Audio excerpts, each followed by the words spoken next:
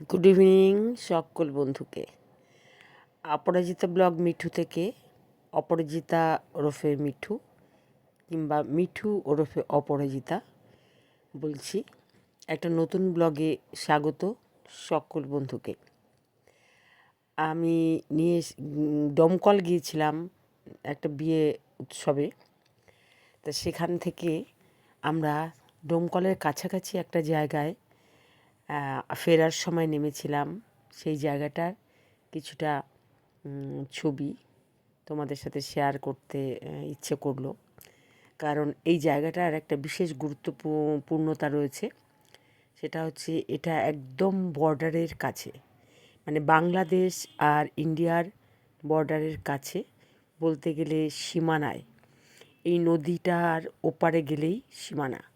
আর এখানে যেহেতু বাংলাদেশ এবং ইন্ডিয়ার শেষ প্রান্তে একটা বর্ডারের কাছাকাছি শেষ সীমান্ত একদম নদীটা, তাই এখানে নৌকায় দেখো ইন্ডিয়ার ফ্ল্যাগ। এই ফ্ল্যাগ কিন্তু সব সময় থাকে, সারা বছর থাকে। এই অংশটা এইটা পুরোপুরি ইন্ডিয়া, এবং ওপারটায় গেলে সেটা ওপার কিছুটা দূর গেলে ওখানে বাংলাদেশ, অল্প একটু দূর গেলে ওই দূরের গ্রাম যে দেখা যাচ্ছে ওখানে। এই জন্যে এই ভিডিওটা আমি শেয়ার করলাম। আর জায়গাটাও কিন্তু খুব খুব সুন্দর। তাই আমরা ফেরার সময় ওখানে গাড়ি থামিয়ে নেমে কিছুক্ষণ ওখানে স্টে করলাম। আর স্টে করে যে অবস্থায় ছিলাম সেই অবস্থাতেই আমরা কিছু ছবি, কিছু ভিডিও করে নিলাম, তোমাদের সাথে শেয়ার করব বলে। দেখো, বিয়েবাড়ি থেকে ফেরার সময় একদম খুব চটপট করে আমরা ফিরছিলাম, কেন কি আমাদের অনেক রাস্তা আসতে হবে, তো তাই ভোরে ভোরে রওনা দিয়েছি। আর তারপরে বোনের কলিগদের সঙ্গে দেখা করার একটা ছিল, সেই জন্যে আমাদের হাতের সময় বেশি কিছু ছিল না, রেডি হতেও পারিনি, খুব তাড়াতাড়ি বেরিয়ে পড়েছিলাম। যে যেমন অবস্থায় ছিলাম সেই অবস্থায় ধরতে গেলে একটু জাস্ট চা খেয়ে বেরিয়েছিলাম। তবে আমাদের একটু দেরি হয়েছিল পার্মানেন্টলি ওখান থেকে রওনা দিতে, কারণ বোন অনেকের সাথে ওখানে দেখা করেছিল। সেই জন্যে যাই হোক, এই জন্য আমরা এখানে এত সুন্দর এবং মনোরম একটা জায়গা, পিকনিক স্পট তো দারুণই হয়।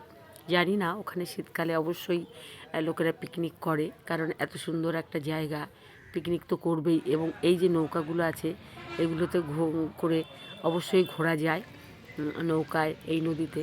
এই নদীটা নাকি শুনলাম, যা সঠিক বলতে পারবো না, এই নদীটা নাকি পদ্মা নদীর একটা, বাংলাদেশে যে পদ্মা চলে গেছে তার একটা খেড়ি মতন, মানে ঠিক অ্যাপ্রোপ্রিয়েট নামটা আমি বলতে পারছি কি না জানি না। যাই হোক, আমরা ওখান থেকে আবার রওনা দিলাম আমাদের গাড়িতে রানাঘাটের উদ্দেশ্যে।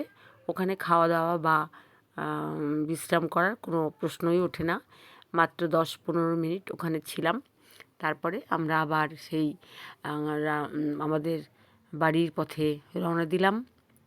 এবং চারিপাশে দেখতে দেখতে আস্তে আস্তে আমাদের চলার পথ শেষ হতে লাগলো, এবং আমরা আমাদের নিজেদের বাড়ির কাছে আসতে শুরু করলাম। তবে কি অনেকটাই পথ, এত চট করে বললেও আসা যায়নি, অতিক্রম করতে হয়েছে সেই করিমপুর, তারপরে আরও একটা জায়গা মাঝখানে আমি ভুলে গেলাম, সম্ভবত বেথুয়া, তারপরে চাপড়া, কৃষ্ণনগর, মাঝখানে আরও অনেক জায়গা আছে যেগুলো একদমই আনকমন নাম লেগেছিল আমার কাছে।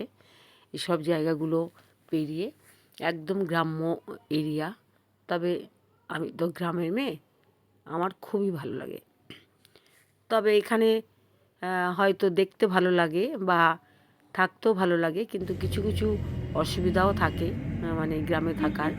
কারণ বিশেষ করে রাতে রাতে কারো শরীর খারাপ হলে খুবই অসুবিধা হয়, কারণ শহরের ডাক্তারখানা থেকে এই অঞ্চলগুলো অনেকটা দূরে হয়।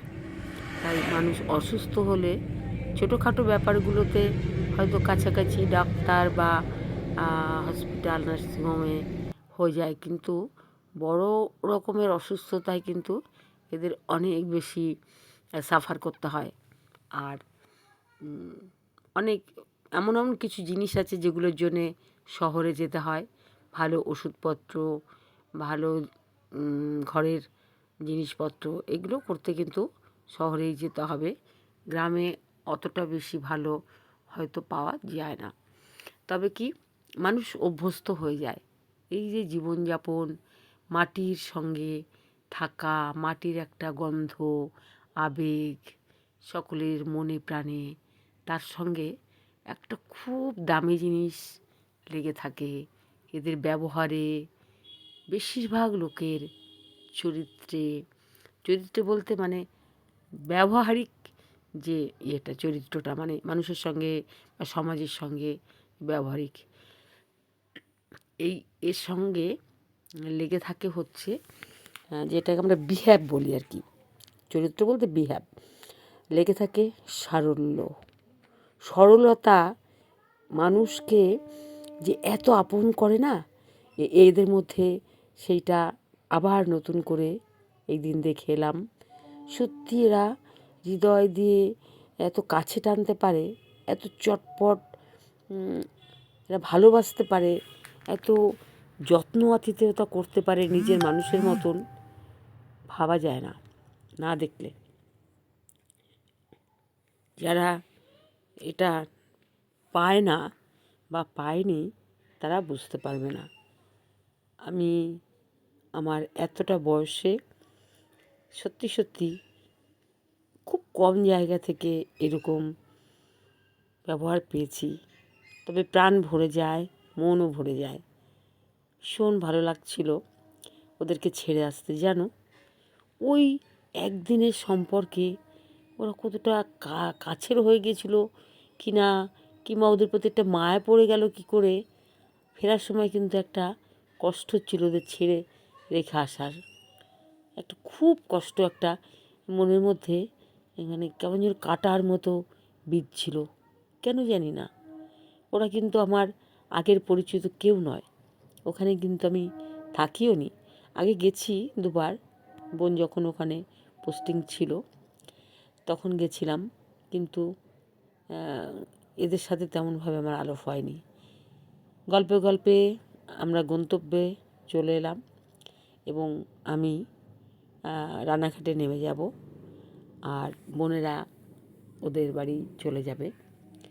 আর আমরা মাঝখানে একটা ধাবাতে খেয়েছি, কিন্তু দুঃখের বিষয় সেই ভিডিওটা, সেই খাওয়ার ভিডিও আমি তুলতে পারিনি, মনে ছিল না, ভুলে গেছিলাম।